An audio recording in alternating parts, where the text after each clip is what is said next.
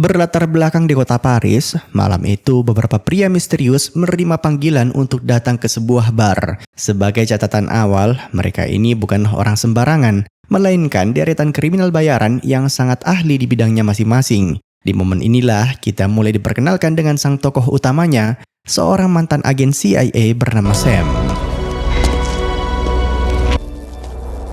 Ketika para tamu undangan sudah masuk ke lokasi yang telah ditentukan, Sam justru sibuk memantau situasi sekitar, memastikan bahwa pertemuan ini bukanlah sebuah jebakan. Sebagai langkah antisipasi, ia bahkan sengaja menyembunyikan sebuah senjata cadangan di sela-sela tumpukan rak yang berada tepat di belakang pintu keluar. Ketika situasi di luar sudah dirasa aman, barulah ia melangkah masuk dan berpura-pura menjadi pelanggan guna menyembunyikan identitasnya. Tak sampai sana, ia kemudian bergegas menuju toilet untuk memastikan pintu belakang tidak terkunci, menyiapkan jalur pelarian seandainya situasi mendadak kacau. Namun, semua usaha itu sebenarnya percuma, karena sejak awal, wanita yang ingin menyewa jasanya bernama Dedra sudah mengenali sosoknya. Why are you rushing off? What were you doing back here? I never walk into a place I don't know how to walk out of. Yap, tak berselang lama jemputan tiba di lokasi. Rencananya, mereka semua akan melanjutkan pembicaraan rahasia ini di tempat lain. Ketiga kriminal profesional itu pun diangkut menuju gudang. Dan setibanya di sana, ternyata sudah ada 2 orang ahli lain yang menantikan kedatangan mereka. Jadi, anggota tim ini totalnya berjumlah 5 orang. Anyway, berhubung hari sudah larut, Dedra memutuskan rapat baru akan dilangsungkan besok pagi. Oh, I know you. I don't think so. I'll watch the front. Later. You guys watch the back. Selama menghabiskan malam di sana, Sam mulai membangun komunikasi dengan rekan barunya yang bernama Vincent. Pria ini dikenal sebagai warga lokal yang memiliki jaringan koneksi luar biasa. Pokoknya, jika tim membutuhkan peralatan ataupun logistik apapun, mereka cukup meminta bantuannya. Keesokan paginya, Dedra mulai menjelaskan kalau mereka disewa untuk merebut sebuah koper yang isinya bersifat sangat rahasia. Saking rahasianya, tak satupun anggota tim yang boleh mengetahuinya. Tapi tenang saja, masing-masing dari mereka akan menerima pembayaran di muka dan bonus jika misi ini berhasil. Namun bukannya senang, Sam malah menaruh curiga. Karena tidak mungkin ada orang yang mau menggelontorkan uang sebanyak itu hanya untuk sebuah koper. What's in the case? All you need to know right now is that they're very unpleasant. Where are we going and how are we getting back? Sebaliknya, ada juga rekannya yang terima-terima saja, bahkan terasa menyepelekan misi ini bernama Spence. Mentang-mentang pernah bertugas di militer, dia mengira semua bisa diselesaikan dengan modal senjata api. Makanya, Sam kurang senang dengan sosoknya. Sedangkan 2 anggota yang tersisa, ada Larry si pengemudi handal dan Gregor si ahli teknologi. Ketidaknyamanan Sam terhadap sikap arogan Spence sebenarnya hanyalah satu dari sekian banyak hal yang mengusik pikirannya. Sebagai mantan agen CIA, instingnya tak pernah tidur. Diam-diam ia terus mengobservasi setiap gerak-gerik rekan barunya. Dan perlahan perhatiannya tertuju pada sosok Gregor. Di balik perawakannya yang tenang, Sam menaruh curiga bahwa pria ini menyembunyikan identitas ataupun kemampuan aslinya. Dan untuk membuktikan kecurigaan tersebut, ia sengaja memancingnya.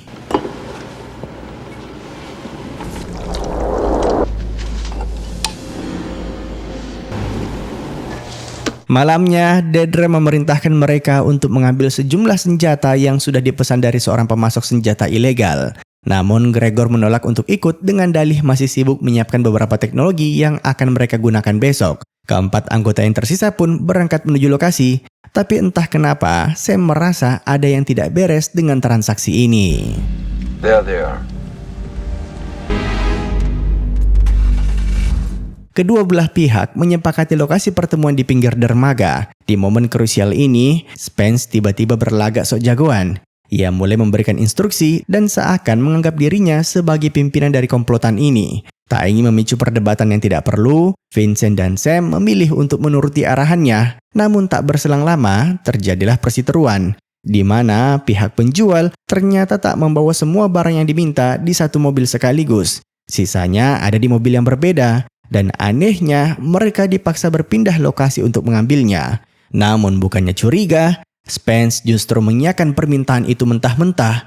Padahal jelas-jelas ini adalah sebuah jebakan. Yeah, I'm going in there. So are you. is it, Sam? I don't like it. I'm getting paid to go. It's that simple. Karena tak punya pilihan, mereka terpaksa mengikuti permintaan tersebut. Namun untuk jaga-jaga, Larry mulai memindahkan sebahagian senjata di mobil tadi. Di tengah transaksi, tiba-tiba sebuah kapal melintas dan secara tak sengaja, lampu dari kapal itu membongkar persembunyian seorang sniper. Yap, sesuai dugaan, mereka telah dijebak dan aksi saling tembak pun tak terhindarkan.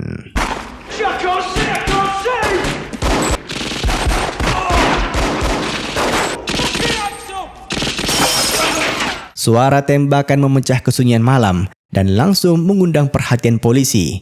Tanpa basa-basi, mereka segera kabur dari sana. Dan di momen pengejaran inilah, Larry menunjukkan keahliannya di balik kemudi. Semua tikungan tajam berhasil dia eksekusi dengan sempurna. Yang bikin kesal, sepanjang pelarian, Spence tak berhenti bersikap sok jagoan. Merasa transaksi tadi sukses besar hanya karena mereka berhasil mendapatkan senjatanya tanpa harus mengeluarkan uang sepeser pun. Job well done! That's a fact, that is a... Slow down.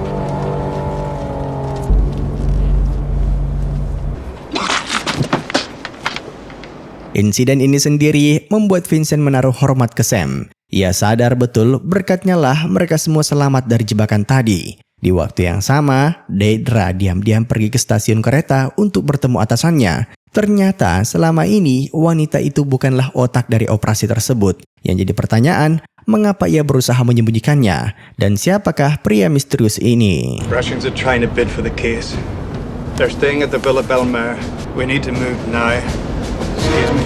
Setelah bertemu atasannya, Deidre mulai menjelaskan kepada tim di mana dan kapan mereka akan merebut koper tersebut. Namun, insiden baku tembak di dermaga tadi membuat Sam tak lagi ingin bekerja sama dengannya, kecuali jika bayarannya dinaikkan 10 kali lipat. Risiko dari misi ini terlampau besar, sebab sejak awal Deidre enggan menjelaskan siapa targetnya dan apa isi dari koper yang akan mereka rebut. Alhasil, kejadian mematikan seperti di dermaga sangat mungkin terulang kembali. Jadi masuk akal dong jika saya menuntut bayaran lebih. Tawaran itu pun segera Deidre negosiasikan dengan atasannya lewat telepon. Dan saat mereka semua sedang menunggu jawaban, tiba-tiba si Spence kembali sok pintar dengan menceritakan taktik konyolnya dan merasa koper itu bisa mereka rebut modal serangan kejutan biasa. Pantaslah jika Sam langsung emosi dan mempermalukannya di hadapan semua orang. Ketika merasa direndahkan, Spence pun coba mengeluarkan senjatanya. Namun Sam sudah mengantisipasi pergerakan ini dan melumpuhkannya dalam sekejap hanya bermodalkan secangkir kopi.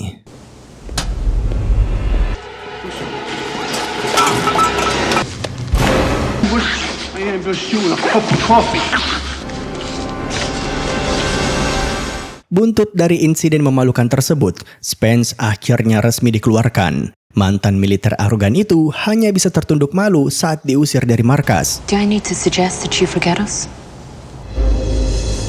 Singkat cerita, tim akhirnya tiba di kota Nice. Selama di sana, Sam tak berhenti memutar otak demi merancang taktik perampokan yang sempurna. Namun minimnya informasi soal pasukan musuh membuatnya gelisah. Satu-satunya yang Deidre tahu, mereka totalnya ada 9 orang. Dan saat ini, semuanya sedang bertugas di hotel untuk menjaga koper tersebut. Bagi veteran sekelas Sam, merancang penyerangan tanpa data sama saja dengan bunuh diri. Dibanding bertaruh nyawa dengan menebak-nebak, ia memutuskan untuk turun langsung ke lapangan. Bersama Deidre, keduanya menyusup ke area hotel dengan menyamar sebagai sepasang kekasih. Relax, darling. Put your arm on the mic. Put your arm on the mic. Sam dan Deidre mulai menunggu di area lobi sambil bersantai untuk membaur dengan suasana. Tak berselang lama, target yang dinanti akhirnya muncul. Untuk mendapatkan dokumentasi tanpa memancing kecurigaan, ia menggunakan trik yang sangat cerdik. Sam menyambangi seorang turis di sana dan berpura-pura minta bantuan untuk difotokan bersama Deidre, sambil berlagak menjelaskan cara kerja kameranya ke orang tersebut. Padahal itu semua hanyalah pengalihan. Could you take a picture of me and my wife? Focus like that. Tak sekedar mencuri foto, Sam juga ingin menganalisis seberapa sigap pengawalan yang dimiliki target. Ia pun menyiapkan sebuah umpan cerdik dengan memanfaatkan trik sederhana untuk menciptakan ancaman palsu.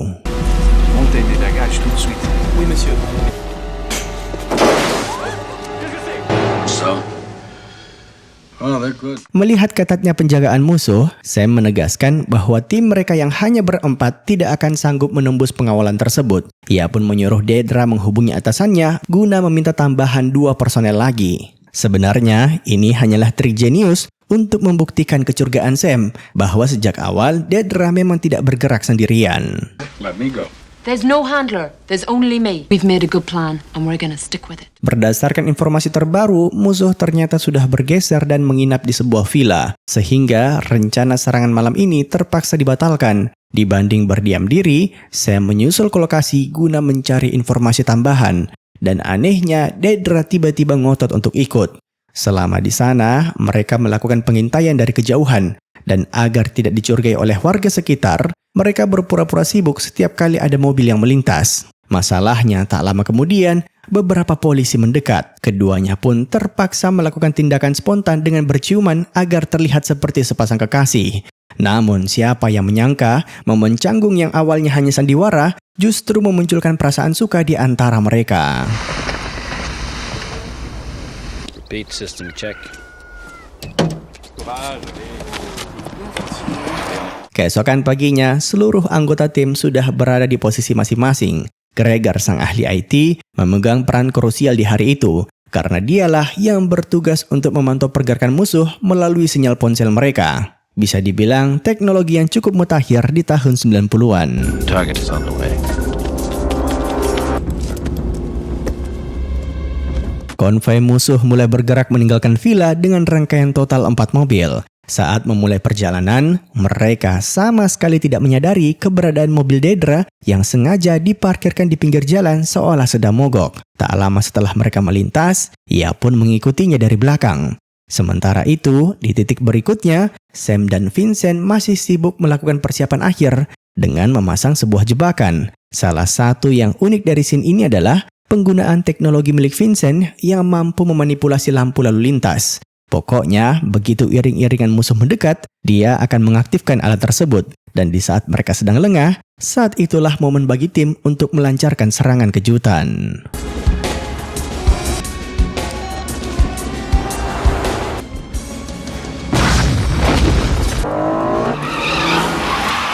Satu kendaraan musuh berhasil dilumpuhkan, sementara 2 lainnya memilih untuk langsung melarikan diri dari lokasi. Tersisa 1 mobil lagi yang mencoba memberikan perlawanan sengit di tempat kejadian, namun mereka justru dibantai oleh Sam berkat jebakan cerdik yang sudah dipersiapkan sebelumnya.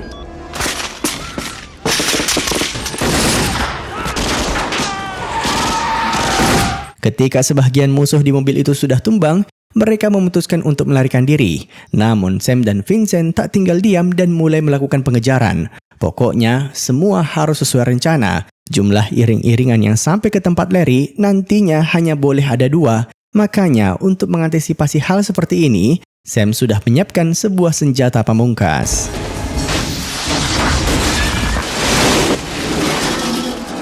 Larry sendiri bertugas untuk membereskan mobil pengawalan terakhir. Begitu musuh sampai ke titiknya, ia langsung menghantam mobil tersebut dari arah yang tak terduga, menyisakan mobil yang membawa koper incaran mereka. Menggunakan kemampuan mengemudinya, Larry coba menghantam mobil musuh hingga terpental, namun usaha tersebut tak sesuai ekspektasi. Situasi semakin rumit saat target tiba-tiba mengambil langkah nekat dengan masuk ke jalur asing demi menghindari perbaikan jalan. Meski demikian, pelarian mereka masih tetap terpantau jelas oleh Gregor.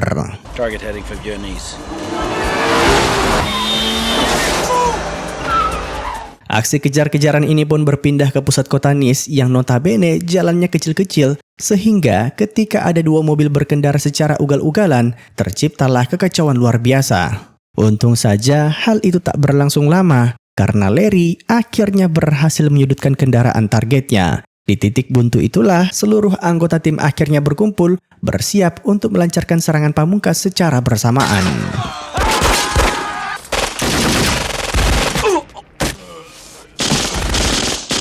Salah satu mobil pengawal musuh yang Larry tabrak dari samping tadi ternyata berhasil menyusul ke lokasi, sehingga terjadilah aksi saling tembak. Di tengah kekacauan, Gregor coba memanfaatkan situasi untuk menukar koper asli dengan koper tiruan yang sudah ia siapkan. Awalnya kita mengira itu adalah taktik cerdik untuk mengelabui musuh agar mereka merasa barangnya aman. Namun saat polisi tiba, niat busuknya terungkap. Gregor justru memberikan koper palsu tersebut kepada rekan-rekannya sendiri sebelum akhirnya kabur ke arah yang berbeda. Beruntung saya menyadari trik tersebut tepat waktu, karena ternyata koper itu berisikan sebuah bom. Give her the case! Give her the case! Where is Gregor? Gregor fucked us! Insiden tadi memicu patroli besar-besaran di seluruh penjuru kota, sehingga Sam dan rekan-rekannya kini coba bersembunyi di sebuah hotel kecil untuk memulihkan diri. Di tengah situasi genting ini, ketegangan justru memuncak saat Sam tak berhenti menyalahkan Dedra karena dianggap ceroboh telah merekrut Gregor tanpa mengecek latar belakangnya yang ternyata adalah seorang mantan agen KGB. Go to your people, talk to them. Friend the cripple who gave me nothing but a bunch of fucking lame. Can we trace his cell phone? If we had that equipment. Who has that equipment? Di lain sisi, Gregor akhirnya bertemu dengan utusan mafia Rusia untuk melakukan transaksi. Nampaknya mereka sudah saling kenal. Meski demikian, ia tetap waspada dan tak segan membunuhnya jika berani macam-macam. Sang utusan Rusia segera menyerahkan koper yang seharusnya berisikan uang. Namun saat diperiksa, tumpukan itu ternyata hanya kertas biasa. Jebakan ini sengaja dirancang untuk membuat fokusnya teralihkan. Tapi tepat saat lawannya merasa di atas angin, Gregor malah berhasil membalikan keadaan. Alhasil, Where's my package? It's right behind you.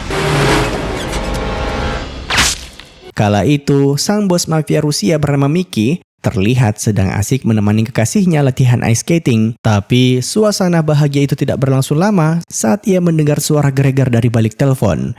Mickey benar-benar tidak menyangka jika rencananya akan gagal total. Sialnya lagi, kini harga koper tersebut naik menjadi 3 kali lipat. Sementara itu, Sam menemui mantan rekannya di CIA untuk meminta bantuan melacak ponsel Gregor. Walaupun sudah tak lagi bekerja untuk pemerintah, orang-orang masih segan terhadapnya sehingga tidak ragu sedikit pun untuk memberikan bantuan.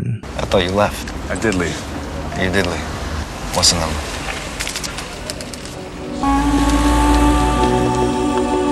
Masih di sekitar wilayah Prancis, lebih tepatnya di kota Arles, Gregor terlihat kembali bersiap-siap untuk melakukan transaksi dengan mafia Rusia. Nampaknya, Mickey tak berani bertemu secara langsung, dan lagi-lagi mengutus orang lain untuk menyelesaikan urusan ini. Supaya kejadian kemarin tak kembali terulang, Gregor mengajak mereka berbincang di tempat wisata yang ramai akan pengunjung.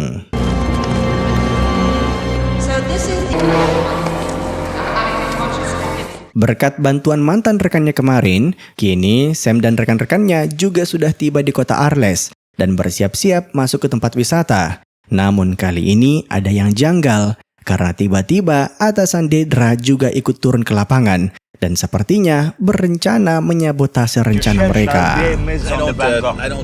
Hangoff's old house. Hey, I remember you. Yes, Gregor, that's me. Selama transaksi berlangsung, Gregor benar-benar bersikap waspada, bahkan coba menjaga jarak dengan lawan bicaranya. Tak menutup kemungkinan mereka akan berkhianat, apalagi orang-orang ini terlihat belum membawa sejumlah uang yang diminta. Di tengah perbincangan yang mulai memanas, Sam mendadak muncul dari arah belakang. Tak sampai sana, Dedra serta Vincent juga berhasil menyandera para anggota mafia tersebut. Sayangnya, operasi penyergapan ini tak semulus yang dibayangkan karena saat diinterogasi, Gregor tiba-tiba berhasil melarikan diri.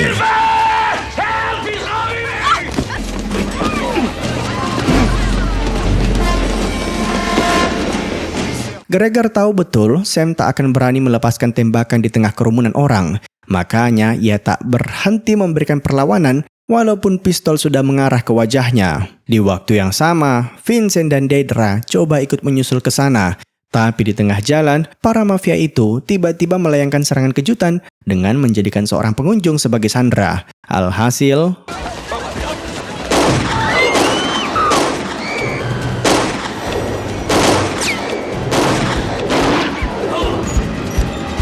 akibat insiden tadi, Gregor kembali lepas. Namun di tengah pelariannya, ia malah masuk ke dalam jebakan atasan Dedra yang bernama Seamus. Vincent juga sama sialnya dengan dia, karena di tengah pencarian malah dikejutkan dengan kemunculan mafia Rusia tadi.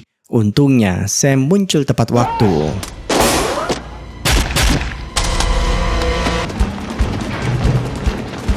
Begitu dapat kabar kalau Gregor sudah tertangkap, Dedra segera menyusul ke mobil. Namun dia benar-benar tak menyangka jika atasannya akan membunuh Larry. Wanita itu dipaksa mengikuti perintahnya, mengambil alih kemudi, lalu meninggalkan rekan-rekan yang tersisa tanpa menoleh sedikit pun.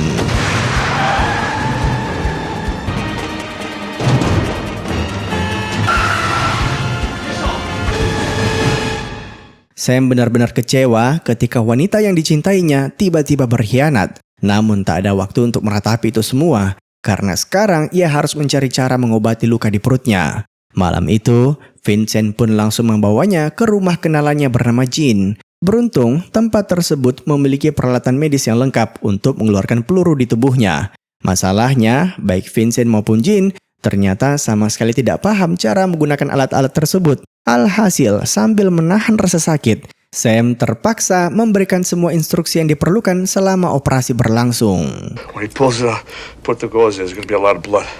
Oh, put the gauze in. If you don't mind, I'm gonna pass out.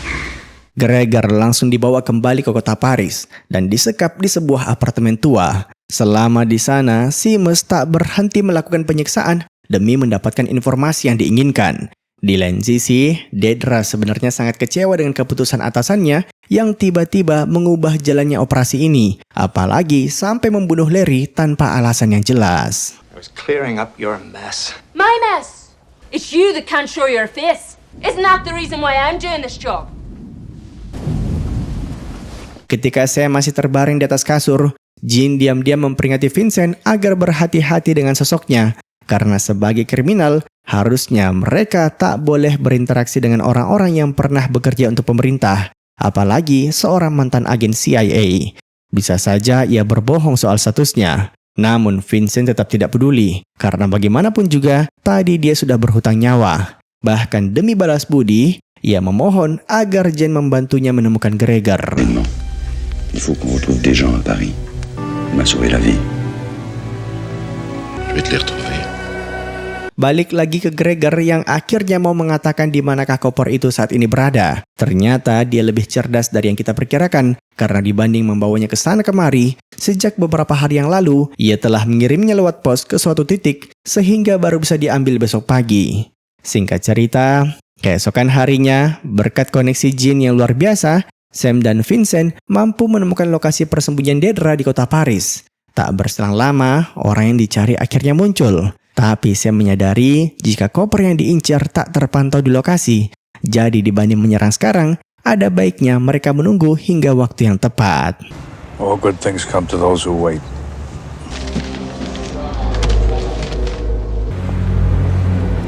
How you doing? Sam bertugas untuk memastikan mobil musuh tak bisa kabur, sedangkan Vincent yang akan mengambil kopernya dari tangan Seamus. Awalnya semua sudah sesuai rencana, dan sedikit lagi koper itu akan mereka rebut. Namun kekacauan dimulai ketika Sam terbawa suasana dan tak berani bersikap tegas di hadapan wanita yang disukainya. Alhasil, You can't.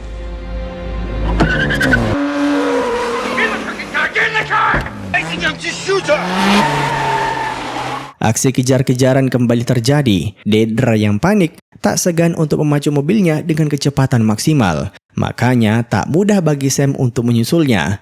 Di tengah pengejaran, ada sebuah mobil polisi yang kebetulan melintas dan coba menghentikan mereka, tapi malah berakhir tragis.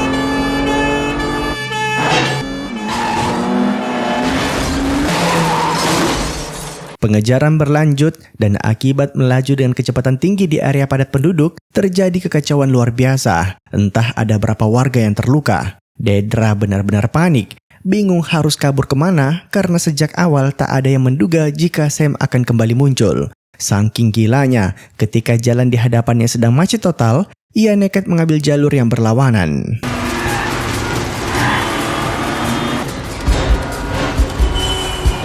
Walau demikian, Sam dan Vincent masih saja berhasil menyusul mereka. Seamus yang gelisah coba melepaskan tembakan, tapi malah tak sengaja mengenai seorang pengendara hingga tewas di tempat. Kekacauan semakin bertambah ketika mereka keluar dari area terowongan. Entah sudah berapa banyak mobil yang hancur akibat aksi ini.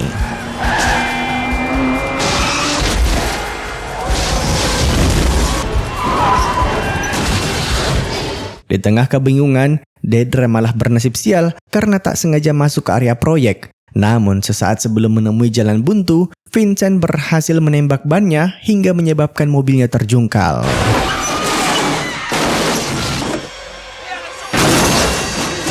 Ketiga penumpang di mobil itu terluka parah, tapi Gregor coba bangkit duluan demi membawa kabur kopernya. Sam dan Vincent menembakinya dari jauh, tapi malah mengenai tangki bahan bakar mobil dan memicu api yang cukup besar. Para pekerja proyek segera berkumpul untuk mengevakuasi Deidre maupun Seamus dari dalam mobil, sebelum akhirnya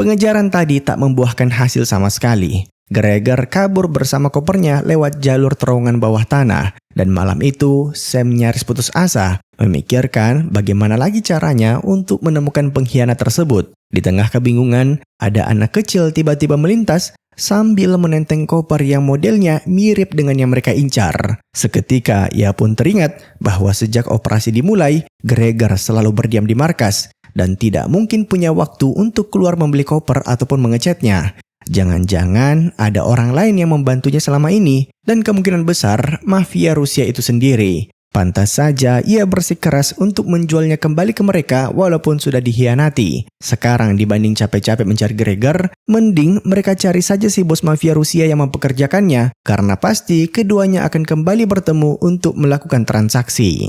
Oui, les durs à cuire, des flambeurs pleins de fric. Salah satu kenalan Vincent menginfokan kalau besok malam, bos mafia yang mereka cari kemungkinan akan menghadiri acara pertunjukan seorang atlet ice skating asal Rusia. Karena berdasarkan rumor yang ada, keduanya sedang menjalin kasih. Tanpa basa-basi, mereka pun ikut hadir dalam acara tersebut dan mulai memantau pergerakan targetnya dari jauh. Suasana begitu ramai karena kekasih Mickey ternyata dipandang sebagai permata Rusia, sebab sudah berulang kali mengharumkan nama negara di kejuaraan internasional. Kalau bukan karena uang, bagaimana mungkin ia punya kekasih secantik ini?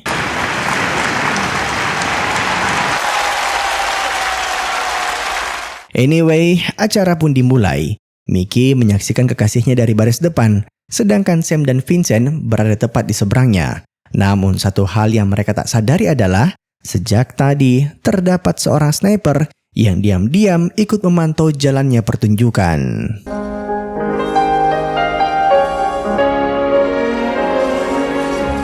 Tak lama setelah pertunjukan dimulai, Mickey tiba-tiba dapat pesan misterius yang mengharuskannya meninggalkan lokasi acara. Sam yang sejak tadi memantau dari jauh, penasaran dan langsung mengikuti langkahnya dari belakang. Tapi harus terhenti di tengah jalan karena untuk masuk ke ruang tempat Mickey saat ini berada, mereka harus melewati seorang penjaga.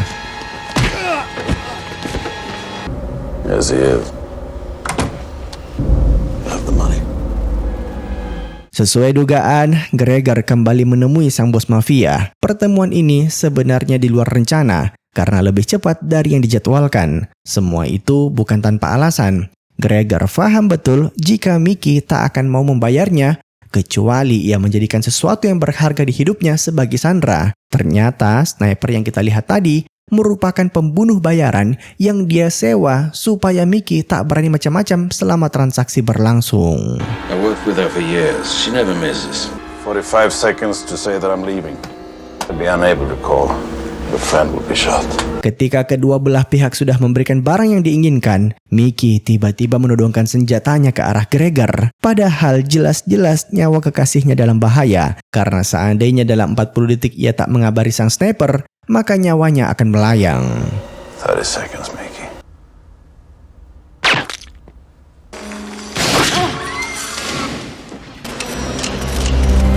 Siapa yang menyangka jika Mickey akan mengorbankan pujaan hatinya demi sekoper uang. Di lain sisi, akibat sibuk melewati penjagaan tadi, Sam dan Vincent jadi kehilangan jejak targetnya. Situasi semakin kacau sebab insiden penembakan tersebut menimbulkan kepanikan massal dan hampir mustahil menemukan Mickey di tengah lautan manusia. Namun sesuatu yang tak terduga kembali terjadi. Seamus tiba-tiba muncul dan berhasil merebut koper tersebut.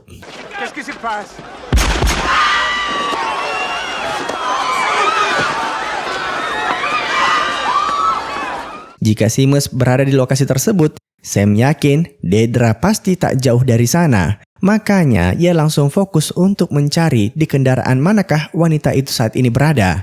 Dan tak butuh waktu lama baginya untuk menemukannya. Tapi bukannya marah, ia justru menyuruh Dedra agar kabur sebelum polisi internasional mengepung lokasi tersebut. Disinilah terungkap sebuah fakta yang sangat menarik, sampai-sampai membuat wanita itu yakin untuk mengkhianati Seamus. I didn't come for the case. I came for your boss. I never left. Don't you see?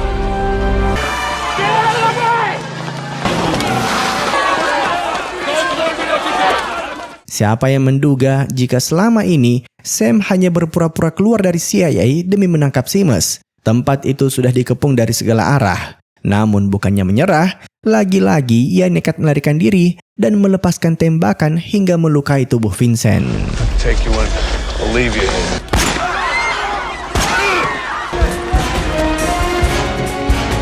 Seamus yang kebingungan coba bersembunyi di dalam gedung. Ketika Sam nekat mengejarnya, ia malah masuk ke dalam sebuah jebakan dan nyaris saja nyawanya melayang. Beruntung di saat kritis tersebut, Vincent kembali muncul untuk melindunginya. You're a dead man.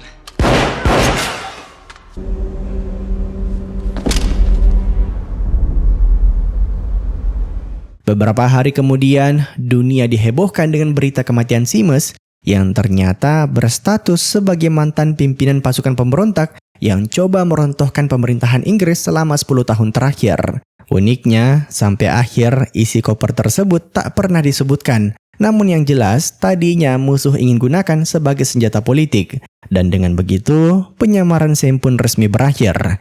Di penghujung film, kita diperlihatkan sosoknya yang tak berhenti berterima kasih ke Vincent karena sudah menyelamatkannya. Meskipun di lain sisi ada rasa kecewa yang mendalam karena seiring tuntasnya operasi ini, hubungannya dengan Dedra juga harus kandas di tengah jalan. Let's go. Dan dengan begitu, film pun tamat. Terima kasih telah menonton, sampai jumpa di film selanjutnya. Jangan lupa komen, like, dan subscribe.